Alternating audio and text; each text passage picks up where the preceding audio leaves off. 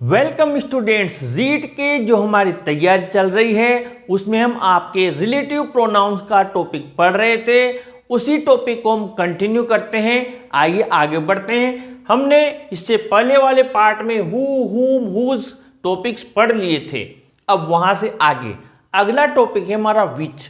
विच का मतलब यूं देखा जाए तो वही होता है जो हु का होता है, लेकिन अंतर वो है कि इसमें जानवरों व वस्तुओं के साथ इसको यूज किया जाता है। हिंदी अर्थ वही होता है जो, जिसे, जिसने। अब यहां पर क्या होता है, आपको एक जो हमारे प्रोनाउन है इट, ये इट आपने जरूर यूज किया होगा। इट का ही सब्स्टिट्यूट वर्ड विच है, यानी किसी जगह पर मैं आपको यहां समझा देता हूं। अगर हमें विच लिखना है और ऑलरेडी ब्लैंक स्पेस दी हुई नहीं है, कभी कभी क्या होता है सेंटेंस में ब्लैंक स्पेस दी हुई नहीं होती है और उस जगह पर फिर विच यूज करना होता है, तो कैसे यूज करते हैं फिर मैं आपको ब्लैंक स्पेस वाला समझाऊंगा। पहले ये समझ लीजिए, जैसे यहां पर आई हैव अ काउ, बहुत सिंपल। हम यहाँ पर एग्जाम्पल लेते हैं, इट इज वाइट। यहाँ पर देखिए आप, और इसको आपको क्या करना है, विच से कनेक्ट करना है। अब ये देखिए, मेरे पास एक गाय है और ये सफेद है।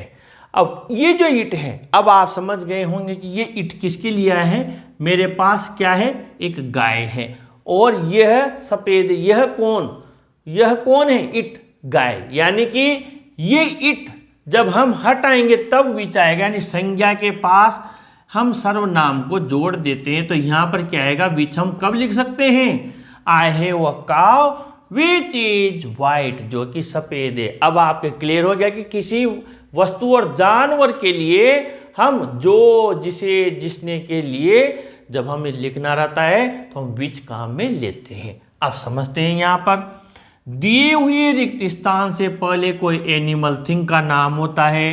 ये स्थान दिया हुआ, ये जानवर रहा, और इसके पहले कोई रिक्त स्थान के पहले कोई जानवर या वस्तु होती है, मिल गया आपको। अब हम आसानी से क्या करेंगे, सी हैज अ कार, उसके पास एक कार है, विच इज वेरी कॉस्टली, जो कि बहुत महंगी है। रिक्त स्थान के बाद कोई हेल्पिंग वर्ब या मेन वर्ब रहती है, यानी रिक्त स्थान के बाद में कोई हेल्पिंग वर्ब या मेन वर्ब रहती है, या कोई नाउन या प्रोनाउन और वर्ब रहती है, नाउन या प्रोनाउन और ये वर्ब रही। तो ये कंडीशन मैंने यहाँ लिख दी, आपको बता दिए दोनों के सूत्र। अब यहाँ पर देखते हैं, आई हैड अ डॉग, मेरे पास एक डॉग है, और विच रैन अवे यस्टरडे, विच क्यों आया, जानवर और वस्तु के साथ क्या आता है, विच आता है। दिस इज द हाउस इन, ये वो मकान है। इन ये प्रेपोजिशन है, प्रेपोजिशन के बाद जनरली क्या आता है, विच आता है। अगर यहाँ पर स्थान दिया हुआ है, कोई वस्तु दी हुई है, यहाँ पर हाउस क्या है, एक वस्तु है, इस जगह पर वस्तु है क्योंकि इन दे दिया यहाँ पर। अगर इन दिया हुआ नहीं होता तो फिर यहाँ पर वेयर आ जाता है स्थान के लिए। यहाँ पर क्या है, दिस इज द हाउस, ये वो मकान है, in which we live is very big, बहुत बड़ा है। This is the house in which we live is very big, ये वही मकान है जिसमें हम रहते हैं, ये क्या है, बहुत बड़ा है। यहाँ पर विच आ गया, वेयर वाला। वेयर का मतलब जब हम क्वेश्चन पूछते हैं तो वेयर किस लिए काम में लेते हैं, कहाँ के लिए, कहाँ के लिए। कहाँ का मतलब क्या होता है, स्थान, स्थान सूचक शब्द इसका, लेकिन रिलेटिव प्रोनाउन में क्या अर्थ होता है, जहां। यानी स्थान सूचक शब्द रिक्त स्थान के पहले कोई प्लेस रहेगा, ये ध्यान रखें। जब ब्लैंक स्पेस दिया जाएगा तो कोई स्थान रहेगा, जैसे दिस इज द सिटी, ये वो शहर है, वेयर, जहां, आई स्पेंट माई चाइल्डहुड, मैंने अपना बचपन बिताया। आई नो द हाउस, ये रहा। अब यहाँ पर भी हाउस था, देखिए यहाँ पर भी हाउस था, यहाँ पर भी हाउस था, लेकिन इसके बाद क्या प्रेपोजिशन दिया हुआ है, यानी यहाँ पर ये हाउस क्या है, एक वस्तु के रूप में काम में लिया जा रहा है। जैसे this is the house in which we live, जिसमें हम रहते हैं। यहाँ पर दिस इज द हाउस, ये वो घर है, मकान है, वेयर सी लिव, जहाँ वो रहती है, जहाँ, जिसमें नहीं, जहाँ। यहाँ अर्थ थी कि जहाँ, और इसमें क्या है, इसका अर्थ क्या होता है, यहाँ पर क्या निकल रहा है, जिसमें, इनका मतलब क्या है, में, जिसमें वो रहते हैं, हम रहते हैं। यहाँ देखिए जिसमें हम रहते हैं, और यहाँ क्या है, आई नो द हाउस, ये वो मकान है जहाँ वह रहती है। जब जहाँ के अर्थ में आएगा तो वेयर आएगा, और प्रेपोजिशन साथ में पकड़ लिया तो फिर इन वेयर कभी नहीं आएगा, इन विच आएगा। और वेयर के साथ ध्यान रखें, हाउस के साथ यहाँ पर प्रेपोजिशन नहीं है तो वेयर आएगा, ये स्थान हो गया। आगे बढ़ते हैं। वेन, वेन का मतलब क्या होता है, वैसे प्रश्न पूछे तो कब, लेकिन यहाँ क्या निकलेगा, जब। समय सूचक शब्द है, समय सूचक शब्द जो टाइम को बताते हैं, जैसे टाइम हो गया, घड़ी का टाइम हो गया, डे कोई सा भी दिन, संडे मंडे, मंथ हो गया कोई सा भी, जनवरी फरवरी, कोई सा भी हो गया, ईयर हो गया जैसे 2022, टुडे आज, इवनिंग नाइट, कोई सा भी दिन का पर हो, उन सब के साथ में वेन आता है। It was Sunday, it was Sunday when he met me, जब वो मुझे मिला, यानी इसके पहले क्या मिलेगा आपको, समय सूचक शब्द मिलेगा। I sell buy a car in July, ये क्या है, समय बता रहा है, मैं जुलाई में कार खरीदूंगा। वेन, जब, आई गेट मनी, जब मुझे पैसा मेरे पास आ जाएगा। और आगे बढ़ते हैं। अगला हमारा टॉपिक है व्हाट। व्हाट का मतलब हम कोई भी चीज किसी से पूछते हैं जो हमें पता नहीं होती है तो हम सीधा व्हाट का यूज करते हैं। अब यहां पर इसका जो हिंदी अर्थ होता है वो है जो, जो कि, जो कुछ, जितना। अब यहां पर ध्यान से समझिए, व्हाट का प्रयोग उन वस्तुओं, बातों और घटनाओं के साथ किया जाता है जिनके बारे में हमें जानकारी नहीं होती है, तब हम किसी से व्हाट यूज करके पूछते हैं। यह सब्जेक्ट एंड ऑब्जेक्ट यानी कर्ता और कर्म दोनों के साथ आता है।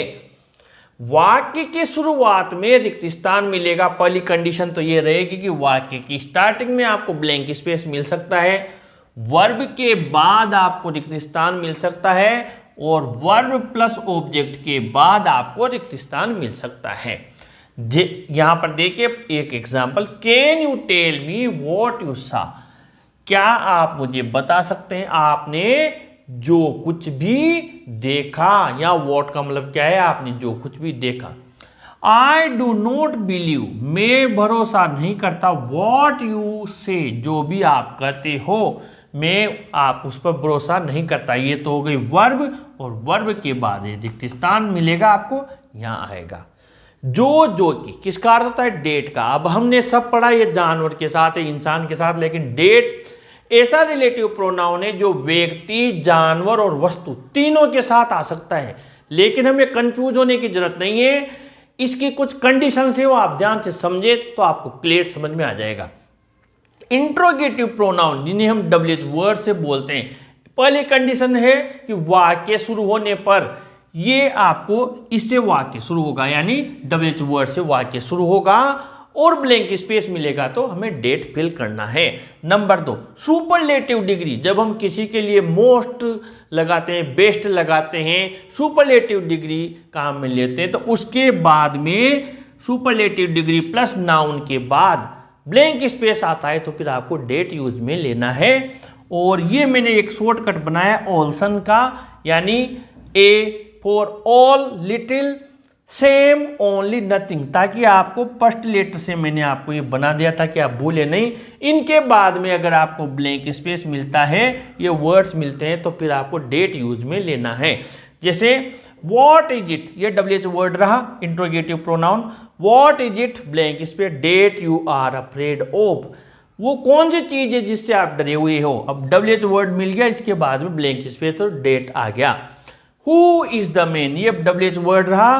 Who is the man that helped you, वो व्यक्ति कौन है जिसने तुम्हारी मदद की, ये ब्लैंक स्पेस में डेट आ गया। She is the best girl, अब यहाँ बेस्ट क्या है, सुपरलेटिव डिग्री है, यहाँ पर देख सुपरलेटिव डिग्री, उसके बाद नाउन, नाउन कौन है, लड़की है, यहाँ पर संज्ञा है, इसके बाद में आपको ब्लैंक स्पेस मिलेगा। That on the first prize.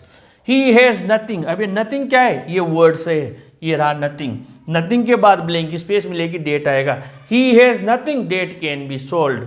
और नंबर 5, ही टोल्ड ऑल, ये ऑल भी क्या है, ये रहा यहाँ पर हमारे all. He told all that he knew, इसके बाद ब्लैंक स्पेस आएगा तो डेट आएगा। तो हमने रिलेटिव प्रोनाउंस के बहुत ही शानदार तरीके से आप लोगों के लिए ये वीडियो प्रिपेयर किया है। आप इसकी जरूर प्रैक्टिस करें, इसका टेस्ट दें, फिर भी कोई कन्फ्यूजन हो तो आप कमेंट बॉक्स में ज़रूर लिखें। इस वीडियो को ज़रूर लाइक शेयर करें, अपने चैनल के साथ बने रहें, अपने चैनल को भी ज़रूर सब्सक्राइब करें स्टूडेंट्स। Thank you.